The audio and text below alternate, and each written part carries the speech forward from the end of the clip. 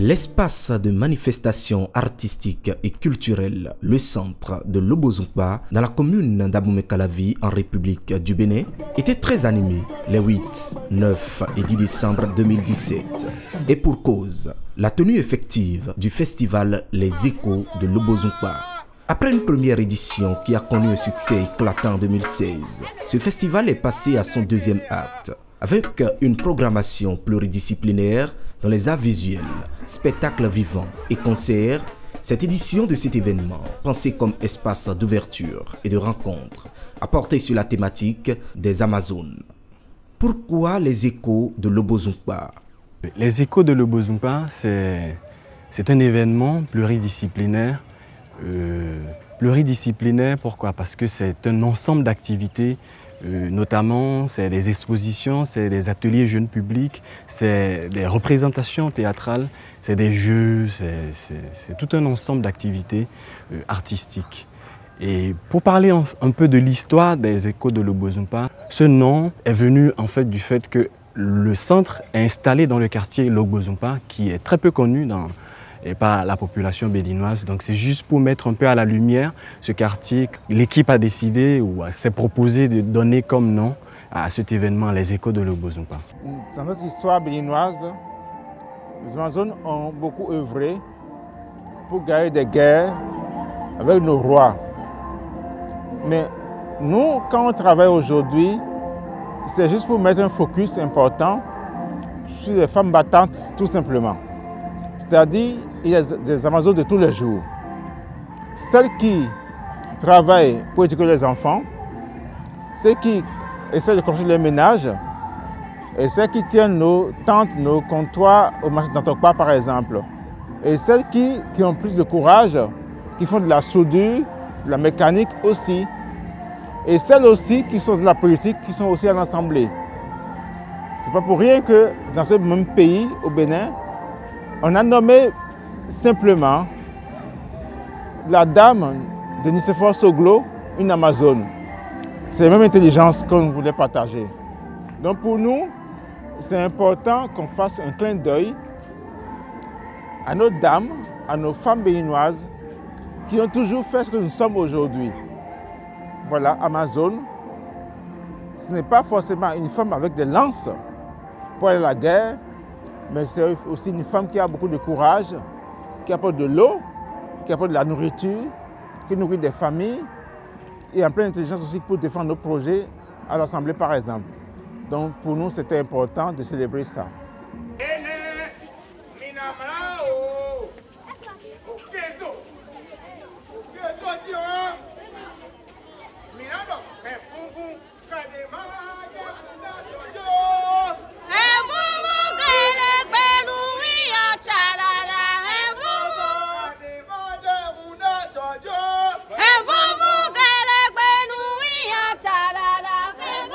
Ainsi, les œuvres d'art plastique proposées au cours de l'exposition collective et réalisées par une dizaine d'artistes retracent le brillant parcours de ces braves femmes, figures emblématiques de l'histoire du royaume de Dahomey.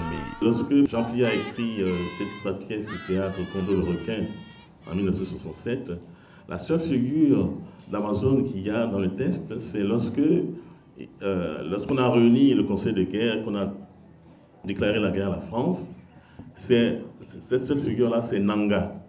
Nanga, on la présente comme le chef des Amazones. Elle devait être soit à Ouangan, soit Gaou.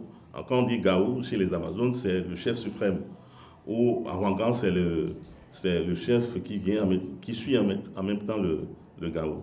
Donc, elle prend la parole et elle montre sa hache, parce qu'elle utilisait la hache, et elle promettait au roi, mon roi, j'irai au front avec vous, et je promets de tuer autant de Français que je pourrai.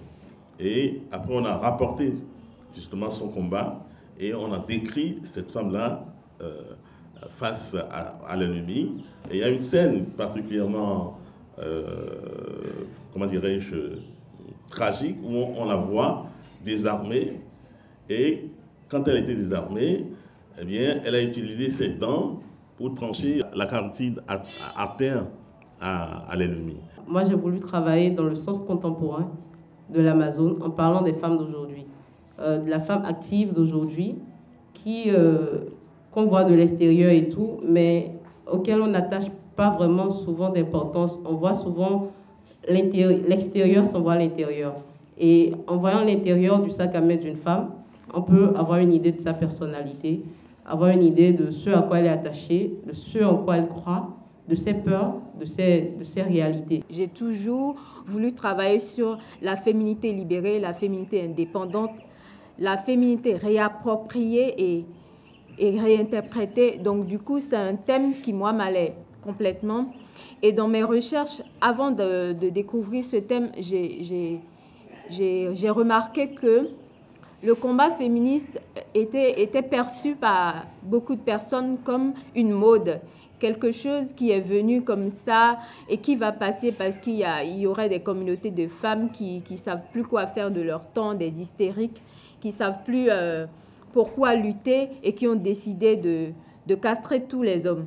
Le roi des eaux, il est symbolisé par un buffle non habillé. Signification. Le buffle devenu puissant traverse la ville sans rencontrer d'obstacles. Explication. Les ennemis du roi ne peuvent rien contre lui. Il réorganise l'armée qui comprend des Amazones et des soldats bien entraînés. Son règne, marqué par de nombreuses guerres, permet aux Dahomey de s'enfranchir de la domination politique d'Oyo. Gezo encourage la plantation des palmiers à huile, la culture du manioc, du maïs, du bananier, de l'arachide.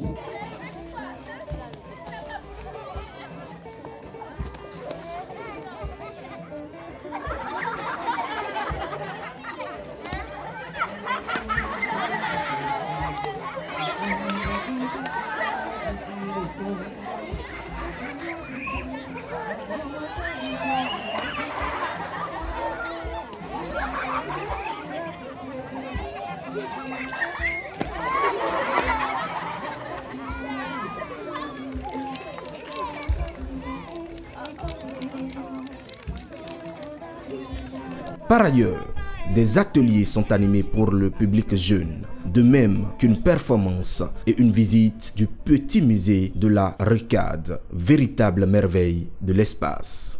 Les spectateurs ont également eu droit au théâtre, à une soirée DJ et surtout au grand show musical du mythique groupe Gangbe Brass Band.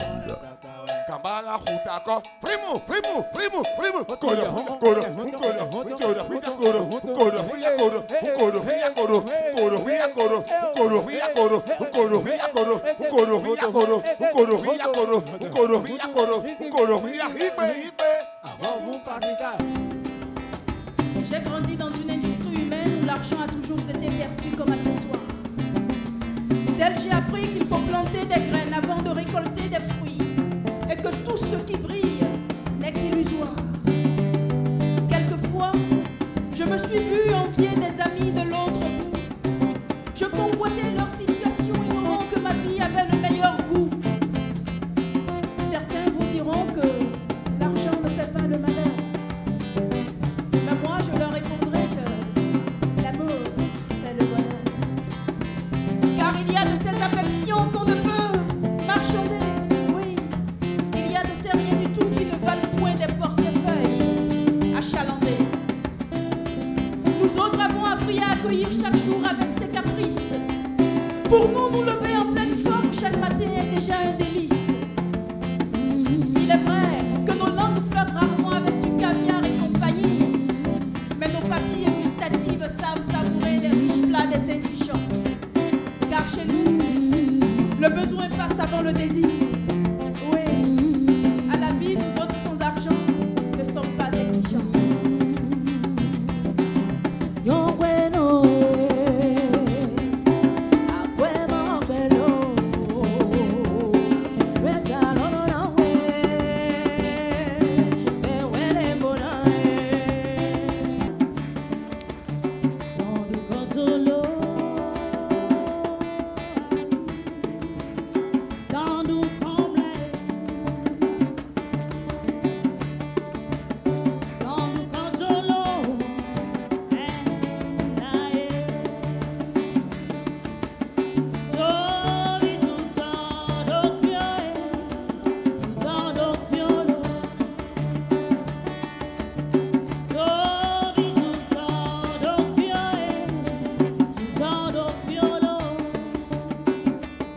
L'édition 2017 des Échos de Lobozongpa referme ses portes.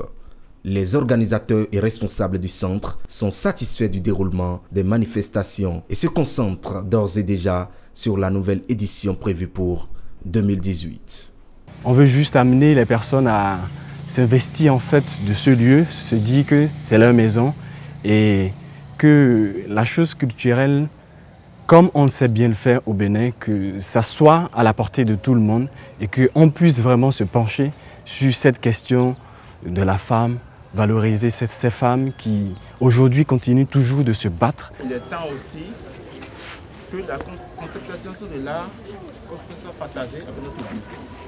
Alors on reprend une exposition qui est un peu spéciale, mais ça entre aussi dans une réflexion profonde de la création. Pourquoi on crée? À quoi servira-t-il? Et pour quel peuple? Et pourquoi dire? C'est surprenant, intelligent et iconoclaste. C'est pas toujours simple à comprendre, mais ça plaît aux enfants, je trouve. Ça parle peut-être plus aux enfants qu'aux adultes, ce que j'ai vu. Et c'est sûrement ça qui est intéressant. Beaucoup plus intéressant d'intéresser les petits qui vont grandir avec ça en tête, plutôt que les grands qui savent déjà sans doute plein de choses.